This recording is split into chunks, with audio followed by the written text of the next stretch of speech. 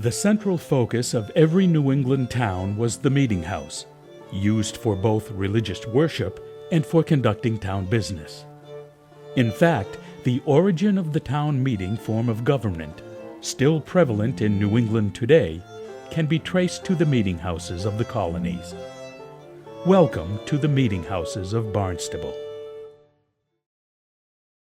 Early meeting houses were very simple buildings, without statues, decorations, or stained glass.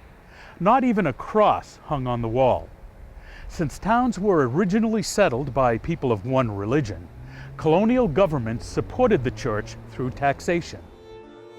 The meeting houses that survive today were generally built in the last half of the 18th century, making this meeting house in West Barnstable, built from 1717 to 1719, among the oldest meeting houses in the country. The styles are remarkably similar. Most were almost square, with a steep pitched roof running east to west. There were usually 3 doors. The one in the center of the long south wall was called the Door of Honor, and was used by the minister and his family and any honored out-of-town guests. The other doors were located in the middle of the east and west walls, and were used by women and men respectively. A balcony, called a gallery, would usually be built on the east, south, and west walls, and a high pulpit would be located on the north wall. Box pews, also referred to as sheep pens, were either rented or purchased for families. Single men and women would typically sit in the balconies. Large windows would be located at both the ground floor and the gallery levels. It was a status symbol to have a lot of glass in the windows, because glass was expensive and had to be imported from England. Generally speaking, sites for meeting houses were chosen by the town and were reserved for public and pious uses. Pious use was for the worship of God. Public use was for regularly summoned town or civic meetings. Join me as we explore the meeting houses of Barnstable.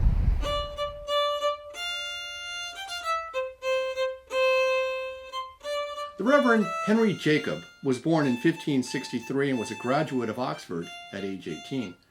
After receiving his degree, he was ordained a priest in the Church of England and taught for a few years in Oxford. Prior to 1600, Reverend Jacob had identified himself with the Puritan party within the Church of England. He even published a number of texts discussing Puritan objections to practices of the Anglican Church.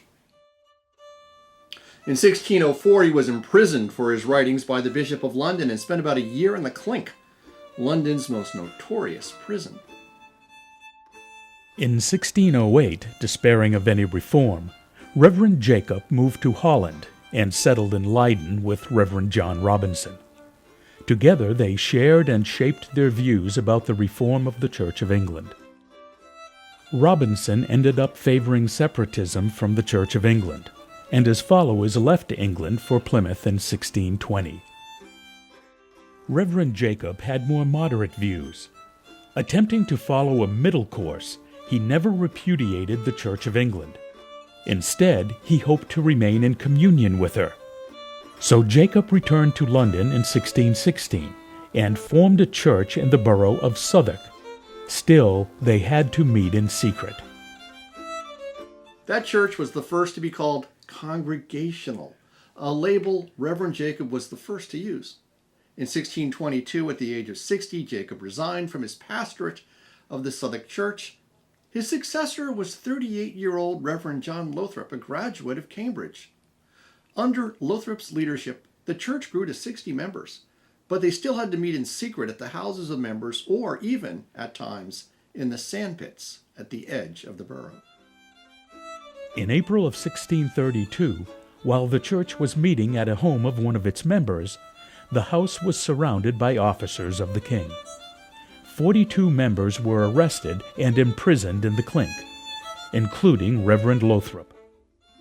In the following months, some of the members were released, but Lothrop remained. He was still incarcerated and his wife had died. the oldest of Lothrop's 9 children, petitioned Bishop Lambeth to ask the king for his father's release. His distressed and helpless younger brothers and sisters were now wandering the streets as beggars. In the summer of 1634, King Charles I released Lothrop on the condition that he be exiled from England. On September 18th, Reverend Lothrop and 30 of his followers arrived in Boston on the ship the Griffin. They moved immediately to Scituate, where some of their followers had already settled. By the end of 1635, a meeting house had been erected in Scituate. But by 1637, friction developed between the Lothrop congregation and the other settlers of Scituate. Disputes over church discipline arose. There were also problems with the distribution of land. In 1638, Reverend Lothrop wrote to Governor Prentz, who offered land in what is now Wareham and Marion. But the offer was declined because the site offered very little more cleared land than what they had in Scituate. In June of 1639, another offer of land was made, this time in Matakees. The Native American name Matakees meant plowed fields. Some of the land had already been cleared by the Native Americans, and the Great Salt Marsh provided a ready crop of salt hay. This was perfect. The name chosen for the new village was Barnstable, since the area posed a striking resemblance to Barnstable, pronounced with a B but spelled with a P, England. Reverend Lothrop and 22 members of his congregation arrived in Barnstable in October of 1639. Part of the group drove the livestock overland for the 60-mile trip, while the rest of the group arrived later by water, crossing nearly 40 miles of Cape Cod Bay. One of their first acts once everyone had arrived was a celebration of the Sacrament of Communion, using the pewter vessels that the congregation had brought with them from England. This celebration was held at what is still known as Sacrament Rock. But they were not the first settlers in Barnstable. Reverend Joseph Hull and a small congregation had arrived earlier in the spring of 1639, having been forced out of Weymouth for their beliefs that the church should be closely aligned with the Church of England. He too had used Sacrament Rock as a place to preach. Apparently, though, Hull made no effort to perform any ministerial functions in Barnstable after the arrival of Reverend Lothrop. About a year later, Joseph Hull moved into the adjoining town of Yarmouth at the request of some of the residents. He served them in a ministerial capacity there. However, he neglected to secure the approval of the Barnstable Church and was excommunicated on May 1st, 1641. On August 10th, 1643, it was recorded that Mr. Hull, in the acknowledgement of his sin and renewing his covenant, was received again into fellowship with us, the us being the Lothrop congregation. But Reverend Hull was a pastor without a church. Apparently he was somewhat lacking in his interpersonal skills, so he started wandering from place to place, a transient preacher, until he eventually landed on the Isle of Shoals off the coast of New Hampshire. Barnstable, with Reverend Lothrop as the sole leader of the congregation, continued forward.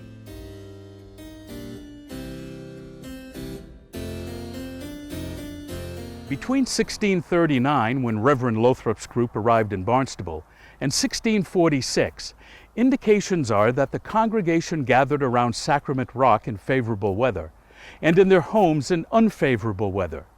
This monument is made from fragments of the original, much larger rock that was on the south side of and extended out beyond current Route 6A. After the construction of Reverend Lothrop's house in 1644, the congregation met in his front parlor. Lothrop's house is still standing and is part of today's Sturgis Library in Barnstable Village. However, by 1646, the congregation had outgrown Lothrop's front parlor. Across the road from where Reverend Hull's home had been, on what is now known as Lothrop Hill, the first meeting house was built, described in some writings as being a mere cabin. About 2 years after building the meeting house, open land to the east started to be used as a cemetery. According to Reverend Lothrop's diary, Patience Cobb was buried May 4th in 1648. The first that was buried in our new burying place by our meeting house. So Patience Cobb became the first person to be buried in what is now known as Lothrop Hill Cemetery. Earlier dead were buried in the calves' pasture, which was the field at the end of present-day Scudder's Lane, formerly known as Calves' Pasture Lane. This was the burial ground for the first 9 years of the Barnstable settlement. Unfortunately, the graves were unmarked and are lost to history. The Reverend John Lothrop ministered until his death in 1653. After his death, the church was without a pastor for about 10 years. Freeman's History of Cape Cod, Volume 2, states that Mr. William Sargent officiated for a time. Also, Reverend John Smith is reported to have officiated for a while. Additionally, Mr. John Mayo of Eastham supplied as a teacher.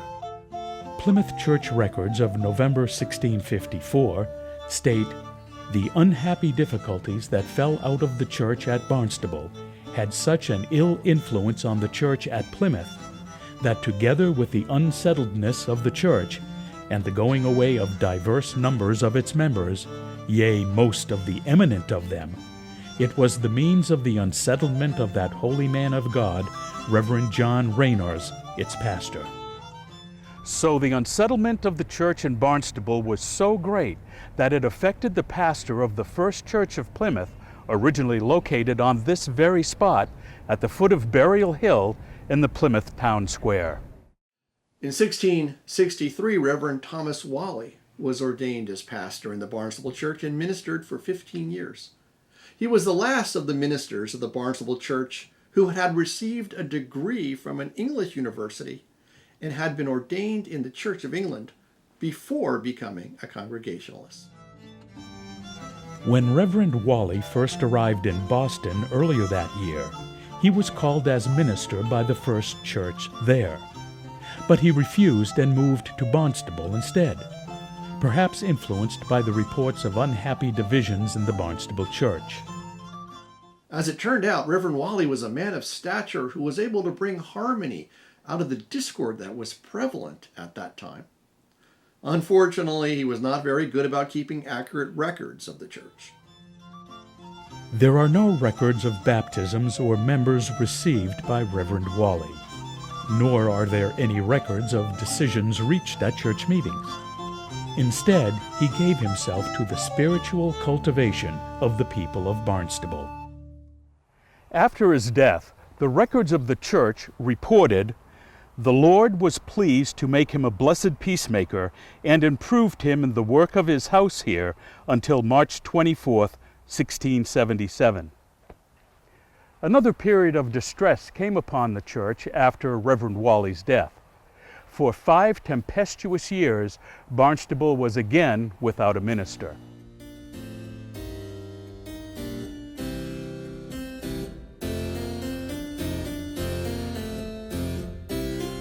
The Congregational Church was without a pastor from 1678 to 1683. During that time, Barnstable built a new meeting house. The second meeting house was larger than the first. Unfortunately, no known drawings of the meeting house exist today. The land cost £1, 10 shillings. The building cost £100, which was paid for from the sale of some land that the town owned in Mount Hope, Rhode Island. It was built on the shore of Coggins Pond, now known as Hinkley Pond.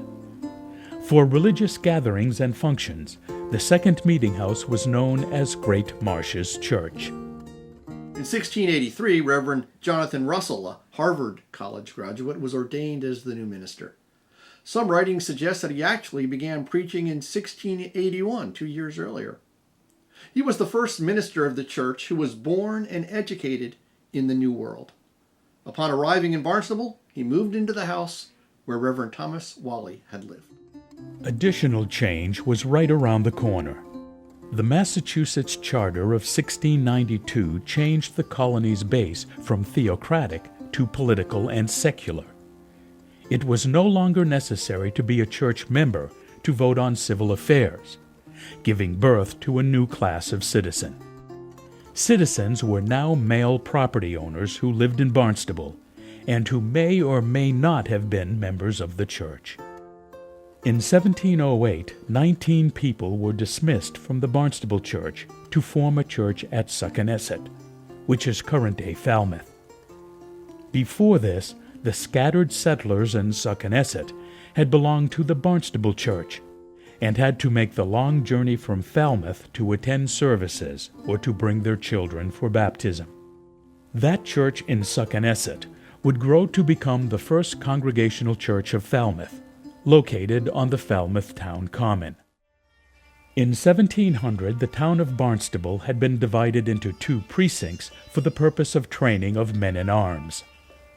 This dividing line crossed Sandy Neck, ran west of Calves Pasture Point and Coggins Pond, and straight to the shore of Cooper's Pond, which was the name of current-day Lake Wequaquet. The line continued in a gentle curve southward to what is now Scudder Bay. By 1712, the town had grown so large that a reoccurring concern at town meetings for several years was the formal division of the town into 2 parishes and the building of 2 meeting houses. The same dividing line from 1700 was proposed to be used for dividing Barnstable into its 2 parishes, east and west. Reverend Russell preached until his death in February of 1711. He was followed in October of 1712 by his son, Reverend Jonathan Russell, one of the early graduates of the young and struggling Yale College. Jonathan, too, had been called to be minister on condition that his acceptance of the call would not prevent the division of the town into 2 parishes and the calling of another minister. Although Reverend Russell agreed to this, he opposed it and apparently did everything in his power to prevent it. Reverend Russell also protested the action of 24 men who, in 1716, took it upon themselves to begin the construction of a meeting house here on Cobb's Hill. He successfully persuaded the church to vote its disapproval, and the 24 men were cited for insubordination. An ecclesiastical council of ministers and delegates from other churches in the colony was called to consider the matter. The council condemned the action of the 24 as being irregular, but suggested that the church accept what they had done. The council also reported that both sides had shown too much heat and had tended rather to exasperate each other's spirit than to cultivate peace and love. Meanwhile, a piece of high ground on the land of John Crocker was chosen as the site for the West Parish Meeting House. A proprietors' meeting was held on April 11, 1715. Colonel John Otis was the moderator. Town land was traded, laying out 4 acres. 3 acres would be used for public use, and that land is now the town green just north of the meeting house. The additional acre was where the West Parish Meeting House would be erected. Finally, in 1717, Barnstable officially voted to divide into 2 parishes. The villages of West Barnstable, Osterville, Marston's Mills, and Cotuit were in the West Parish. The villages of Barnstable, Centerville, then called Chequaquet, and Hyannis were designated to the East Parish. The West Parish Meeting House could now begin construction. The East Parish Meeting House, having somewhat jumped the gun, continued its construction. During the town meeting of March 1719, 2 significant votes were taken and passed. First, that the town choose a committee to wait on Mr. Russell in order to his taking his choice which precinct he will go to be the minister of with as much convenient speed as may be. And second, to choose a committee to dispose of the old meeting house for the town's use when the West Precinct have their meeting house ready for the worship of God.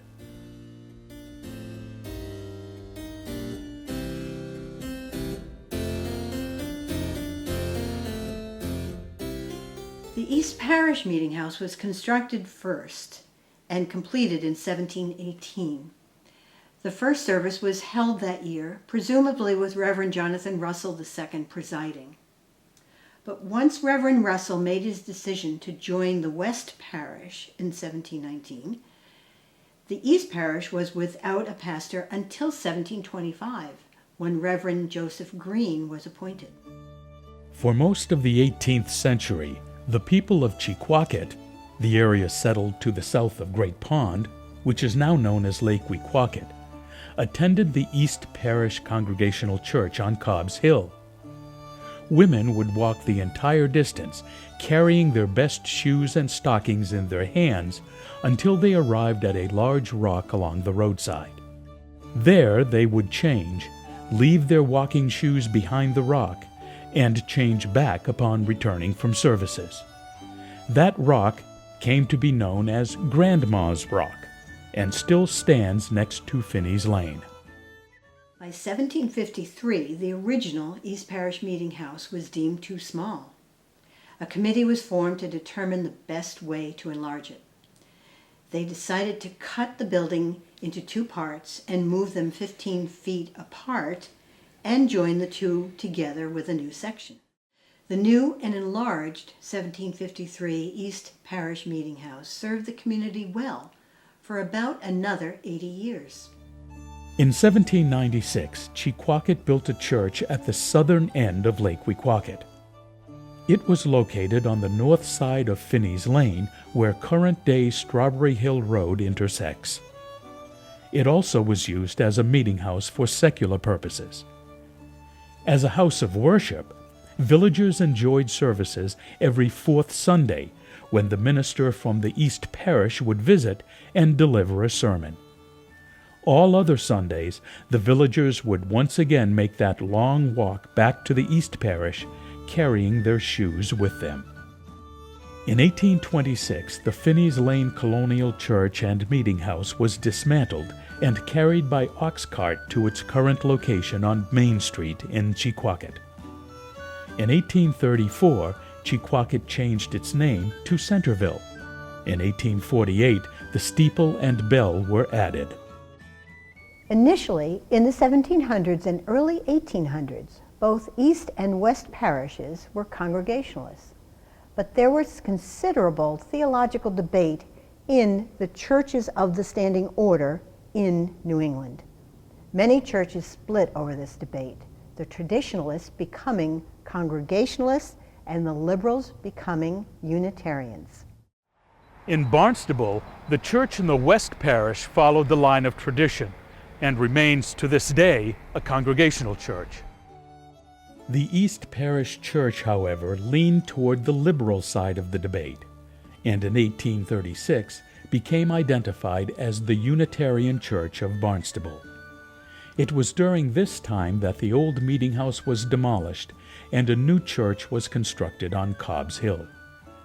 This new Unitarian church was dedicated on December 28, 1836, and enjoyed 69 years of fellowship before it was destroyed by fire in January of 1905.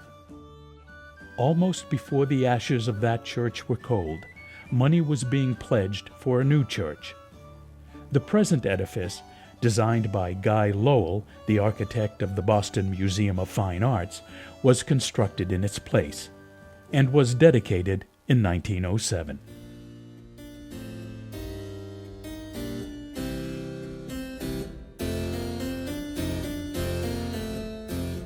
Construction began in 1717 and took 2 years to complete. Reverend Russell II submitted his decision to minister to the West Parish in August of 1719. His first service here was in November of 1719, a day which was proclaimed an official day of Thanksgiving.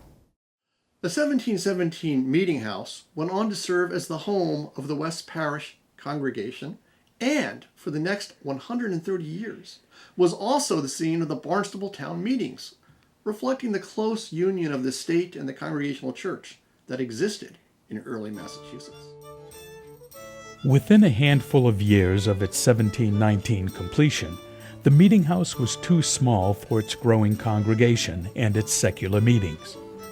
So in 1723, the building was split in half and the ends were pulled apart so that 18 feet could be added in between. At that time, a bell tower was built, with a gilded cock weather vane measuring 5 feet 5 inches from the bill to the tip of the tail, flying high atop. That same rooster crowns the tower to this day. Throughout history, the meeting house was more than a site for religious services.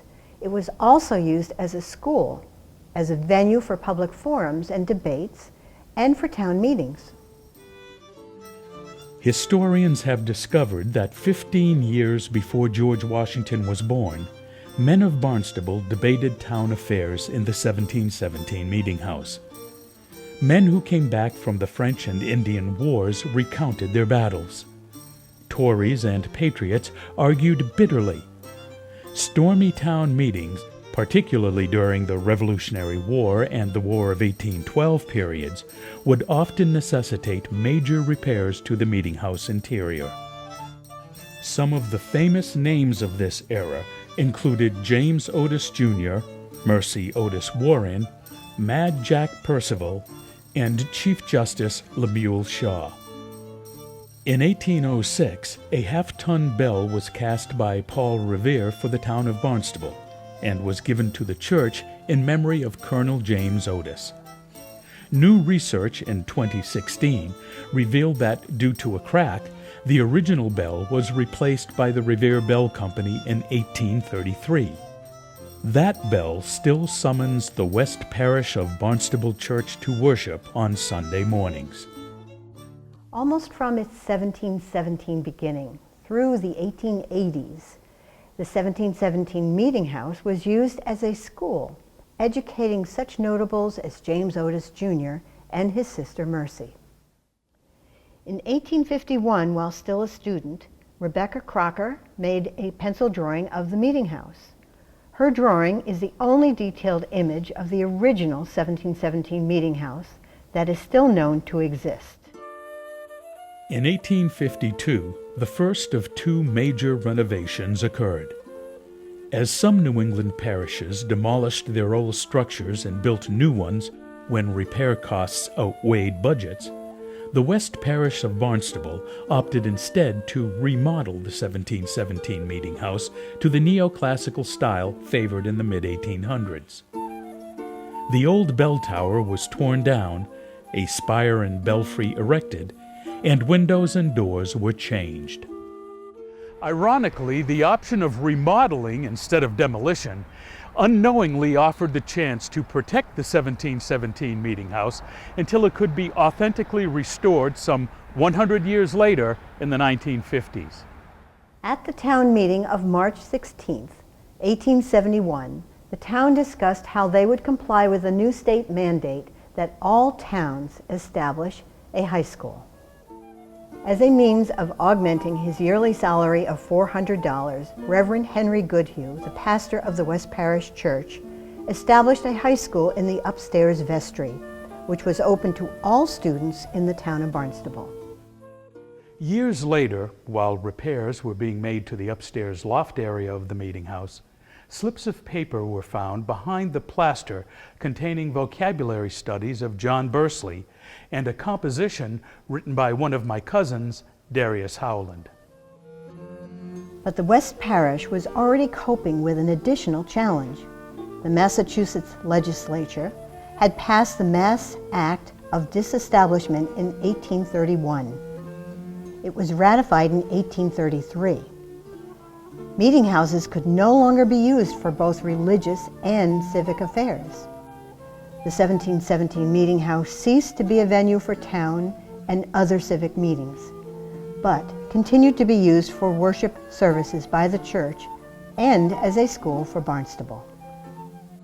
As a result of the Act of Disestablishment, public support of the West Parish was withdrawn. With public money no longer coming in, it wasn't long before the meeting house fell into years of spiraling disrepair. Restoration dreams and efforts to restore the 1717 Meeting House began in 1922 by Miss Elizabeth Crocker Jenkins and a comrade in arms, Miss Elizabeth I. Samuel. Little did they know that it was going to be a long and difficult struggle. At the annual church meeting in 1929, Miss Samuel and Miss Jenkins challenged the parishioners to pledge to a restoration fund, with Miss Samuel giving the first $25 gift. In August of 1930, Miss Jenkins produced the Pageant of the Great Marshes on the slope of the Meeting House as a fundraiser. Even after the 1936 death of Miss Samuel, her comrade in arms, Miss Jenkins continued her resolve to increase the totals of the Restoration Fund through the Depression years and World War II. She would often give tours of the Meeting House for a quarter, or quietly donate funds bequeathed to her by family to support the restoration. She was also instrumental in enlisting the help of notable historian Donald Trazer, philanthropist Charles Ayling, State Senator Edward C. Stone, and attorney Henry A. Ellis. But in spite of Miss Jenkins' efforts, the deterioration continued. In 1938, the old horse shed next to the Meeting House had to be removed, as was the little house, also known as outhouse, in the back. Finally, in the 1950s, all the hard work of Miss Jenkins started to pay dividends, and good things started to happen. In May of 1950, a non-sectarian, non-profit West Parish Memorial Foundation was incorporated by the Commonwealth of Massachusetts. It was incorporated to be separate from the West Parish of Barnstable Church, and had an impressive collection of officers and trustees. Later that year, the foundation purchased 4.71 acres of land next to the Meeting House, upon which a parish house was built in 1952. The parish house is where the church would gather while the Meeting House was being restored. Finally, on June 29, 1953, restoration work began. A crane arrived to take down the 1723 gilded rooster weather vane, remove the Revere bell and the steeple that had been added in the 1852 remodeling. The 18 feet added to the middle of the Meeting House in 1723 was also removed, and the building was restored to its original dimensions. Even as Miss Jenkins became ill, she continued to watch over the development of the interior restoration. Finally, on August 24, 1958, the restoration was completed and a rededication service was held. A total of $133,159 had been raised and spent on the restoration. But Elizabeth Crocker Jenkins did not live to see the completion of her beloved project. On March 24, 1956, Miss Jenkins passed away. A memorial service was held on March 27th in the nearly fully restored Meeting House. Tributes were made to the remarkable lady who truly had saved the 1717 Meeting House and ensured its preservation for future generations. On October 16, 2016, West Parish of Barnstable, the congregation which worships in the Meeting House, celebrated the 400th anniversary of the founding of the church. To mark the occasion, a time capsule was placed under the Meeting House floorboards. An anthem commissioned for the occasion had its premiere, and a sermon was preached by the Reverend John Dorhauer, President and General Minister of the United Church of Christ, the denomination to which the church belongs. A year later, in 2017, the 300th anniversary of the building of the Meeting House was celebrated with a year's worth of lectures, programs, and concerts. The 1717 Meeting House continues its role of serving the community through public and pious uses. It's the spiritual home of the congregation, which worships in it each weekend. It continues to be maintained as a memorial to early America by the 1717 Meeting House Foundation, which each year hosts a variety of events for the wider community, including lectures, debates, and concerts.